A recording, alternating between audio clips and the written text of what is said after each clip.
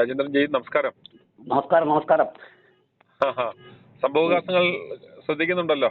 എല്ലാം അറിഞ്ഞുകൊണ്ടിരിക്കണു.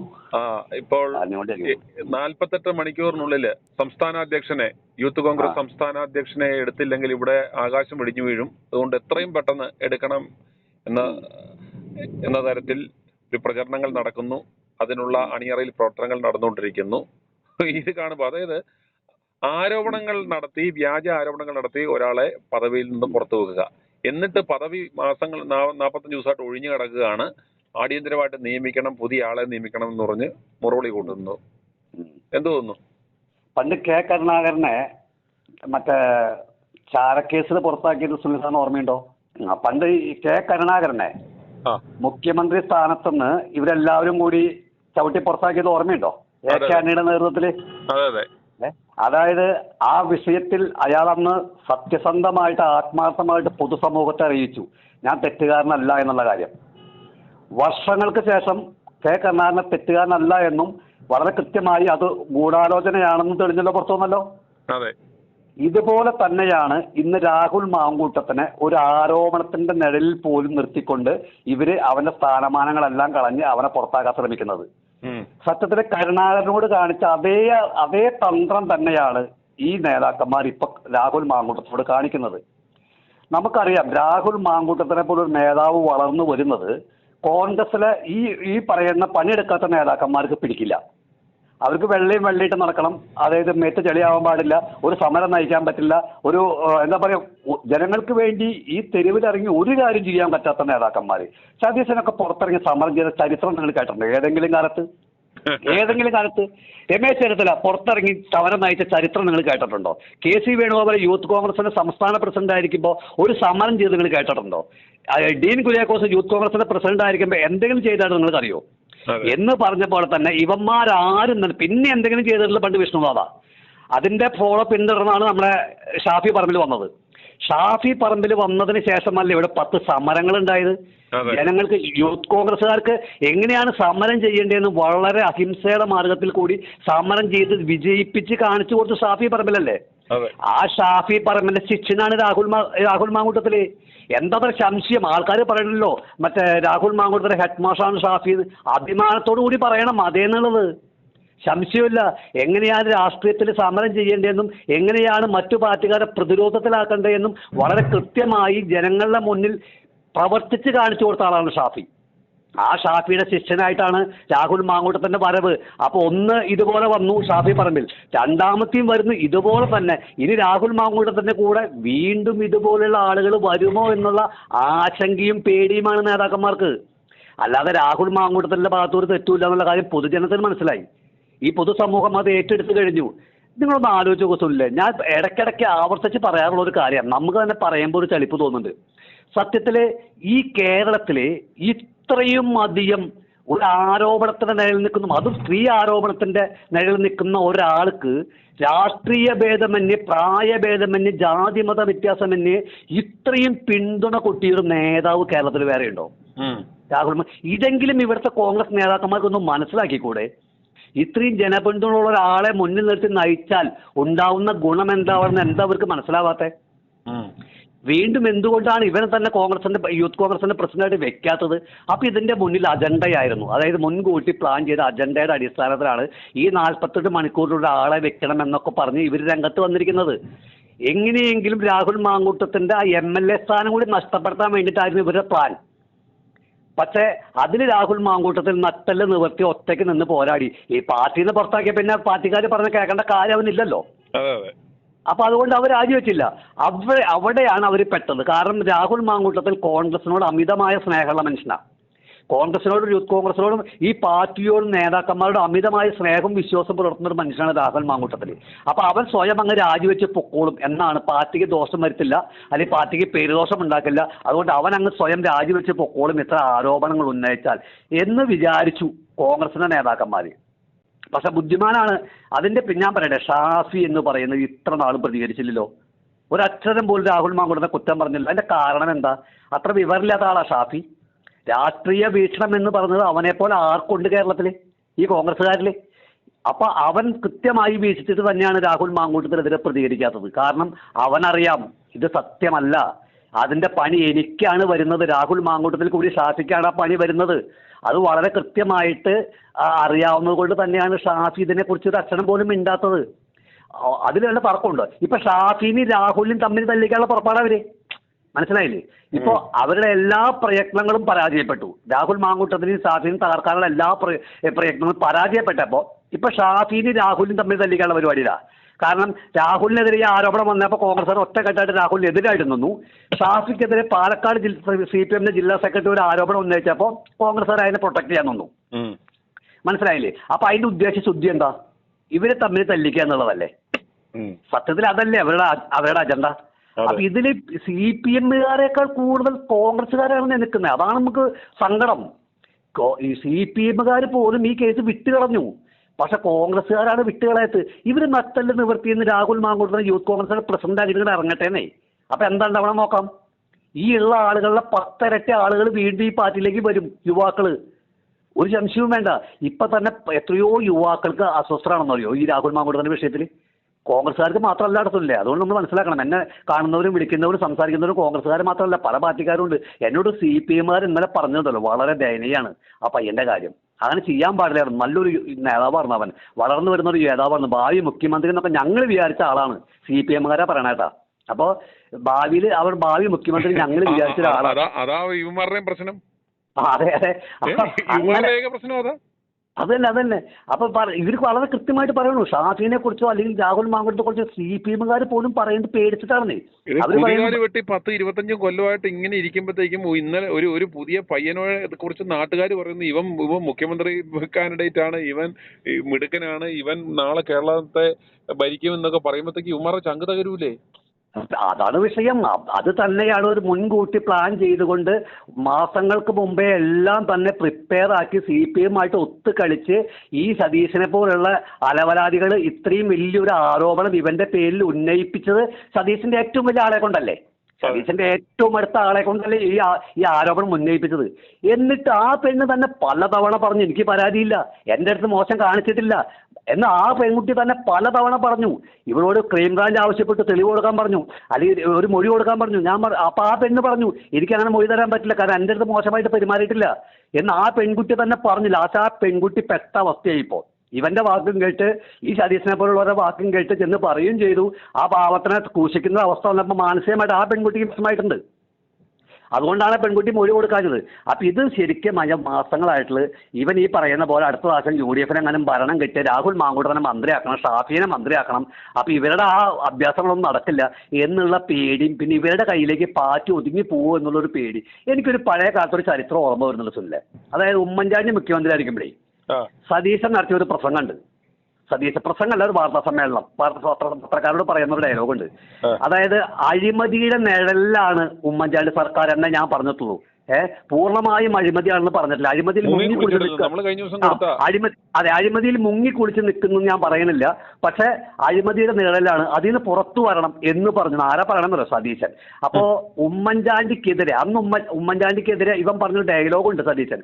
ഈ പാർട്ടി നശിച്ചു പോകുന്നുള്ള ആഗ്രഹം കൊണ്ടാണ് ഈ പാർട്ടി ഇവരെല്ലാം കൂടി ഇതെല്ലാം നശിപ്പിച്ചിട്ട് പോയി കഴിഞ്ഞാൽ ഞങ്ങളെപ്പോലുള്ള ഈ വരും തലമുറകൾ എന്ത് ചെയ്യും, ഈ പാർട്ടി നിലനിൽക്കണം എന്നുള്ള ആഗ്രഹം കൊണ്ടാണ് എനിക്കിത് പറയേണ്ടി വന്നത് എന്നൊക്കെ പറഞ്ഞ് എന്തൊക്കെ തള്ളാവൻ തള്ളിയിരുന്നേ. എന്നിട്ട് ഈ തള്ളി ഇവനുണ്ടല്ലോ കഴിഞ്ഞ ദിവസം കോട്ടയത്ത് നിന്ന് ഇത് ഉമ്മൻചാണ്ടിയുടെ മണ്ണാണ്, ഉമ്മൻചാണ്ടി അന്ത്യവിശ്രമം കൊള്ളുന്ന മണ്ണാണ്, ഉമ്മൻചാണ്ടിയുടെ സ്മരണയെ നമുക്ക് തുടങ്ങാന്ന് പറഞ്ഞ് ഈ നാണം കെട്ടവൻ വിശദീകരണ യോഗത്തിൽ ഇന്നലെ പറയുന്നത് കേട്ടായിരുന്നു. എനിക്കത് കേട്ടപ്പോൾ ഛർദ്ദിക്കാൻ വന്നു, സത്യം പറഞ്ഞു. ഞാൻ കേട്ടത്, പക്ഷെ സത്യത്തിൽ ഛർദ്ദിക്കാൻ വന്നു. കാരണം പറയുന്നത് സതീശനാണല്ലോ. ഈ സതീശനാണ് ഉമ്മൻചാണ്ടിയുടെ തുടർഭരണം നഷ്ടപ്പെടുത്തിയത്. ഉമ്മൻചാണ്ടിക്കെതിരെ ഇടതുപക്ഷം പോലും ആരോപിക്കാത്ത ആരോപണങ്ങളാണ് സതീശൻ നടത്തിയിരുന്നത്. ഒരു തവണയല്ല, എത്രയോ സ്ഥലത്ത് സതീശൻ നടത്തിയിരുന്ന ആരോപണം എന്ന് പറഞ്ഞാൽ ചെറുതല്ല, വളരെ ചെറിയ ആരോപണങ്ങളല്ല. അഴിമതി അഴിമതി അഴിമതി അഴിമതി എന്നിങ്ങനെ പറഞ്ഞ് പറഞ്ഞ് പറഞ്ഞ് പറഞ്ഞ് ജനങ്ങളുടെ ഇടയിലേക്ക് ഇങ്ങനെ കുത്തിയിളക്കി വിടുകയായിരുന്നു. ഇവൻ ഏതൊരു ഹരിത MLA ലീഡറിലായിരുന്നു അന്നത്തെ. ഇവൻ വലിയ ഹരിത MLA TM പ്രതാപൻ. ആ TM പ്രതാപൻ എന്ന് പറയുന്ന പരദേശിയാണ് ആ തൃശ്ശൂർ ജില്ലയിൽ കോൺഗ്രസ് നശിപ്പിച്ചത്. ഈ കേരളത്തിൽ ഉമ്മൻചാണ്ടിയുടെ ഭരണം നഷ്ടപ്പെടുത്താൻ മുന്നിൽ നിന്ന് നേതാക്കളുടെ പിന്നിലും പ്രതാപനാണ് ഇവന്റെ വലം കൈ. ശ്രദ്ധിച്ചോ? അത് എനിക്ക് എനിക്കത് അങ്ങോട്ട് പിടികിട്ടിയിട്ടില്ല സത്യം പറഞ്ഞു. ഉള്ള കാര്യം പറയാലോ, നമ്മൾ അറിയാത്ത കാര്യങ്ങൾ പറയാൻ ചില പാടില്ല. കാര്യങ്ങൾ നമ്മൾ ഇതിനകത്തൂടെ വെളിപ്പെടുത്താൻ പറ്റത്തില്ല. കാരണം അയാളുടെ കുടുംബാംഗവുമായി ബന്ധപ്പെട്ട ഒരു കേസ് അതുകൊണ്ട് നമ്മൾ ഇതിനകത്തൂടെ നമുക്കത് ചർച്ച ചെയ്യാൻ, നമുക്ക് വിശദീകരിക്കാൻ വേണ്ട. പക്ഷെ നമുക്ക് വിശ്വസനീയമായ തെളിവെന്ന് പറയുന്നത് ഈ ഗൂഢാലോചനയിൽ ഇയാളും ശക്തമായ പങ്കുണ്ട്. അതിന്റെ പ്രധാനപ്പെട്ട ലക്ഷ്യം എന്ന് പറയുന്നത് പാലക്കാട് പ്രതാപനെ പാലക്കാട്ട് ഇറക്കാനുള്ള വമ്പൻ കളി സതീശൻ ഈ നടിയിൽ ആസൂത്രണം ചെയ്യുന്നുണ്ട്. അടിപൊളി. നടക്കില്ല. പ്രതാപൻ എന്ന 8 നിലയിൽ പൊട്ടും. കേരളത്തിൽ എവിടെ മത്സരിച്ചാലും പ്രതാപൻ പൊട്ടും. അതായത് UDF അനുകൂലമായ സാഹചര്യം കേരളത്തിൽ ഒരു കുത്തൊഴുക്ക് തന്നെ UDF അനുകൂലമായിട്ടുണ്ടായാലും പ്രതാപൻ ജയിക്കില്ല. പ്രതാപൻ ഞാൻ പറയട്ടെ, കേരളത്തിലെ ഇടതുപക്ഷ സ്ഥാനാർത്ഥി മത്സരിച്ചില്ലെങ്കിൽ പോലും അവൻ ജയിക്കില്ല. മനസ്സിലായ? അതായത് വേറൊരു കാര്യം കൂടെ ശ്രദ്ധിച്ചോ, അന്നും ആ ഹരിത MLA ആ ഒരു ഗാങ്ങിൽ ഈ പ്രതാപനുണ്ട്. AK ആന്റണിയെ ചാരിയാണ് ഇവന്മാർ അന്ന് ആ കളി കളിച്ചത്. ഇന്നും കണ്ടോ ഈ ഇഷ്യൂ നിയമസഭയിൽ ഇവൻ നാറിയെന്ന് കണ്ടു കഴിയുമ്പോൾ AK ആന്റണി പതുക്കെ എന്താ പറയുന്ന പഞ്ഞി വെക്കാറായി കിടന്ന AK ആന്റണിയും കൂടെ ചാടി ഇറങ്ങി വന്നത് കണ്ടോ? സുനിൽ സാറേ, ഞാൻ തുടക്കത്തിലെ പറഞ്ഞ കാര്യം ഓർമ്മയുണ്ട? കരുണാകരന്റെ കാര്യം. കരുണാകരനെ ഇതുപോലെ പാര വെച്ച് ആരോപണം ഉന്നയിച്ച് ഒരു തെറ്റും ചെയ്യാത്ത ആ മനുഷ്യനെ ക്രൂശിച്ച് പുറത്താക്കിയത് ആരാ? ഈ ആന്റണിയാ. ഈ AK ആന്റണിയാണ്, അത് വേറെ ആരുമല്ല. AK ആന്റണിക്ക് അന്ന് മുഖ്യമന്ത്രി ആവാൻ വേണ്ടിയിട്ട് കരുണാകരനെ പുകച്ചു പുറത്തു ചാടിച്ചു. ആ തന്ത്രമാണ് സതീശൻ ചെയ്തുകൊണ്ടിരിക്കുന്നത്. സതീശൻ ചെയ്യുന്നു. AK ആന്റണിയുടെ ശിഷ്യരായി മാറിയില്ല. ഇപ്പം എനിക്ക് പറഞ്ഞു. ഇപ്പം പറഞ്ഞ AK ആന്റണി ചെയ്യുന്നതിനുള്ള അക്രമമാണ് ഇവൻ ചെയ്യുന്നത്. അന്നിവൻ ഉമ്മൻചാണ്ടിയെ പോലുള്ള ആൾക്കാരോട് ചോദിച്ചത് ഈ പാർട്ടി നശിച്ചു പോകാതിരിക്കാനും ഈ പാർട്ടി കേരളത്തിൽ നിലനിൽക്കണമെന്ന ആഗ്രഹമുള്ളത് കൊണ്ടാണ് ഞാനിതൊക്കെ പറയുന്നതെന്ന് പറഞ്ഞത്. ആര്? ഭരിക്കുന്ന സർക്കാരിനെതിരെ അഴിമതി ആരോപണം ഉന്നയിക്കുന്നത് ആ പാർട്ടിയുടെ ഒരു MLA, അതും പരസ്യമായിട്ട്, പാർട്ടി യോഗങ്ങളിലല്ല. ഇതൊക്കെ പറയാൻ ഇപ്പൊ അവൻ അങ്ങനെ അഴിമതിയുടെ നിഴലിലാണ് സർക്കാർ എന്നുണ്ടെങ്കിൽ അവൻ പറയേണ്ടത് എവിടെ? പാർട്ടി ഫോറത്തിലല്ലേ? പരസ്യമായിട്ട് പത്രങ്ങളെ വിളിച്ച് പറയാണോ ചെയ്യേണ്ടത്? അപ്പൊ അവൻ എന്തോ ഒരു ആത്മാർത്ഥതയുണ്ട് പാർട്ടിയോട്. അപ്പൊ അവന്റെ പാർട്ടിയോടുള്ള ആത്മാർത്ഥ സ്നേഹമാണോ അവൻ പത്രസമ്മേളനം വിളിച്ച് പറഞ്ഞത്? അവൻ പാർട്ടി ഫോറങ്ങൾ, അവർ MLA അല്ലേ? അവന് പാർട്ടിയിൽ പറയാൻ ആ സംസാരവും ആ വീഡിയോയുമാണ് സത്യം പറഞ്ഞാല് ഈ തെരഞ്ഞെടുപ്പ് കാലഘട്ടത്തിൽ LDF എടുത്ത് ഏറ്റവും വലിയ ആയുധമായിട്ട് ഉപയോഗിച്ചത്. ഇന്നും ഇവന്റെ ഈ പ്രവൃത്തി ഇന്ന് എന്നിട്ട് ഗോവിന്ദൻ പത്രസമ്മേളനം പറഞ്ഞില്ലേ, ഞങ്ങളിലല്ലോ നടപടി എടുത്തത്, കോൺഗ്രസ് അല്ലേ പറയുന്നത്. ഇവൻ ആഭാസനാണെന്നും വ്യഭിചാരിയാണെന്നും പറഞ്ഞത് ഞങ്ങളല്ലല്ലോ, കോൺഗ്രസ് അല്ലേ ഇവന്മാരല്ലേ ഇട്ട് കൊടുത്തത്? അതെ, തീർച്ചയായിട്ടും. ഈ വാട്സപ്പ് ഗ്രൂപ്പുകളിലൊക്കെ ഉണ്ട്. ഞാൻ ഈ CPM കോൺഗ്രസും BJP ഒക്കെ ഉള്ള മിക്സ് ആയിട്ടുള്ള വാട്സപ്പ് ഗ്രൂപ്പുകളിൽ പല വാട്സപ്പ് ഗ്രൂപ്പുകളും ഉണ്ട്. അവിടെ നമ്മൾ സംസാരിക്കുമ്പോൾ ആദ്യം ഇവരുടെ ചോദ്യം അതാണ്. CPM-കാരാണോ പ്രശ്നം ഉണ്ടാക്കിയത്? CPM-കാരാണോ നടപടിയെടുത്ത്? CPM-മാർ എന്തെങ്കിലും പറഞ്ഞോ? സതീശനല്ലേ നടപടിയെടുത്ത്? UDF അല്ലേ പുറത്താക്കിയത്? പോലും ഞങ്ങൾ പറയാനുള്ള മാന്യത കാണിച്ചില്ലേ എന്ന് അല്ലെ പറയുമ്പോൾ ഇവന്മാർ എന്ത് പറയാൻ പറ്റും? CPM-മാർ നമ്മളോട് ചോദിക്കുന്ന ചോദ്യമാണത്.